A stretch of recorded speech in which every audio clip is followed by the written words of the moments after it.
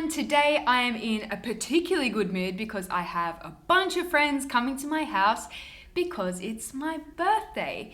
If you'd like to know how I achieved this glittery purple eye, then stay tuned. To start, prime the eyes as per usual, then I'm strengthening my brows with a brow powder. After a solid year of brow pens, I am now back on a powder kick. I'm using a damp brush here, which amps up the pigment and offers a crisp line. If you find that brow powders give you a sort of blurry looking brow and you'd like a cleaner look, then do try using your brow powder wet. I do like to go in with a bit of brow pen just on the tails for some stronger opacity there. My tails are non-existent and sometimes brow powder alone doesn't quite cut it.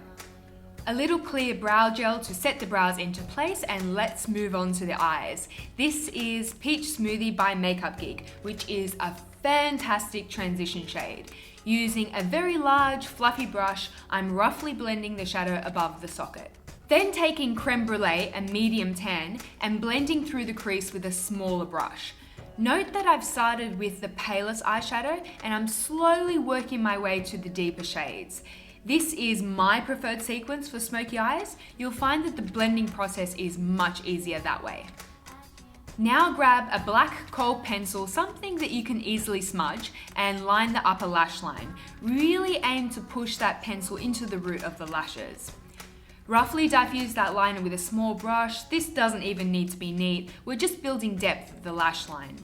I'm smudging that liner quite far up on the outer corners of the eye so that the haze meets the socket. Dampen a flat shader brush with some Fix Plus and go for your pigment or your glitter, whatever your heart desires.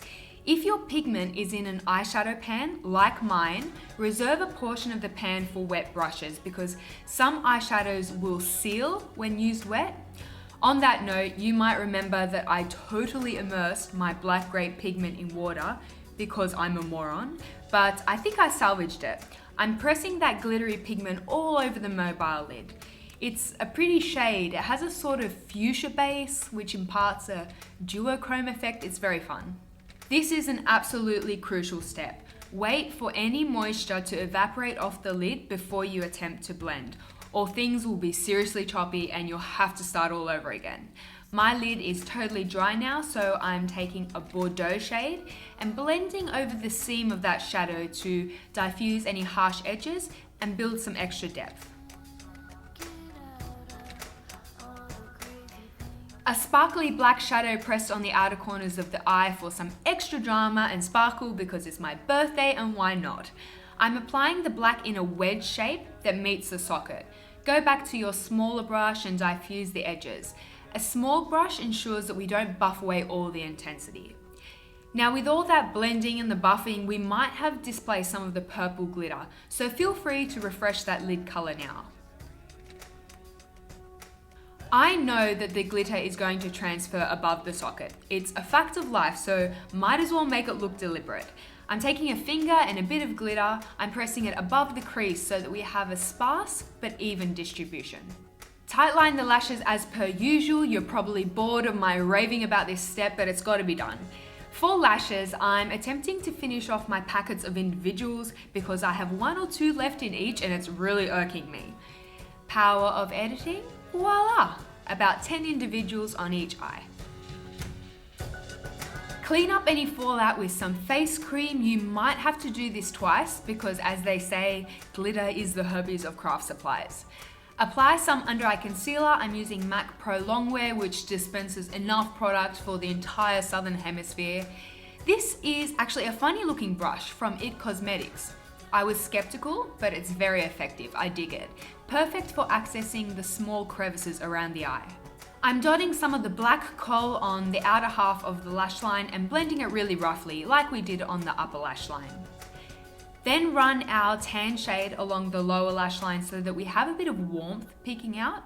I'm being quite liberal here so that the intensity of the lower lash line matches the strength on the lid, or things can look a little bit unfinished.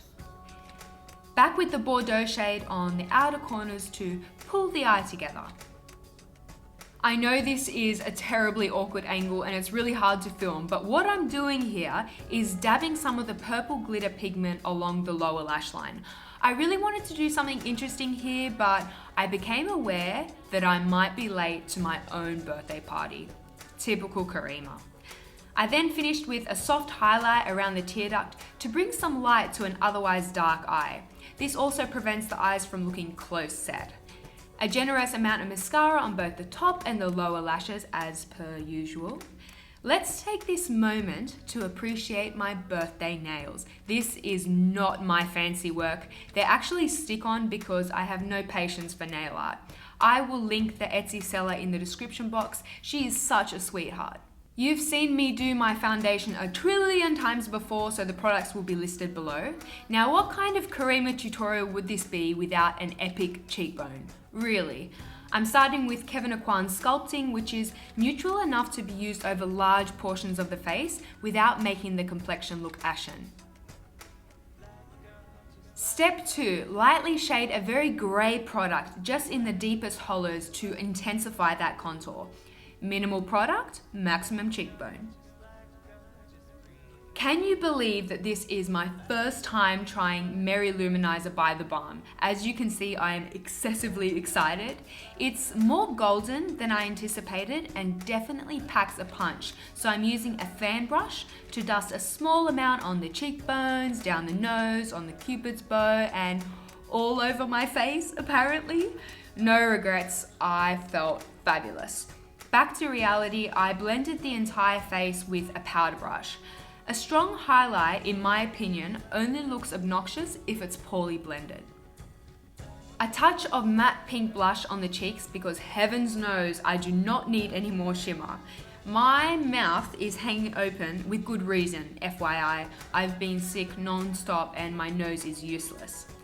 My brainless nude lipstick is Spanish Pink by Tom Ford. If I'm entirely honest, I think the Tom Ford lipstick formula is mediocre and unremarkable, but this shade is spot on for paling down my pigmented lips, so I keep using it. When my makeup is very elaborate, I like to keep the hair looking sort of tasseled and undone. I don't know, maybe I'm just making excuses for my messy hair here. I just use some dry shampoo and some sea salt spray. I will list those down below as well. And that is the final look. Happy birthday to all of my other Scorpio babies out there. I hope you all have a wonderful day and I will speak to you very soon. Bye bye.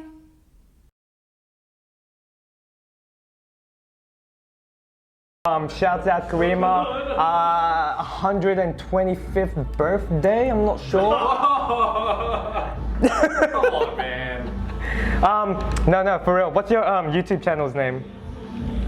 Creme McKimmy. Creme McKimmy. Yo, shouts out Karima McKimmy. Happy 24th. It's easy to love me now. Would you love me if I was down and out? Would you still have love for me, girl? Oh no.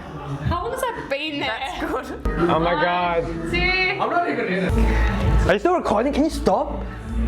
So much pressure. You got a mic and everything as well. Wow.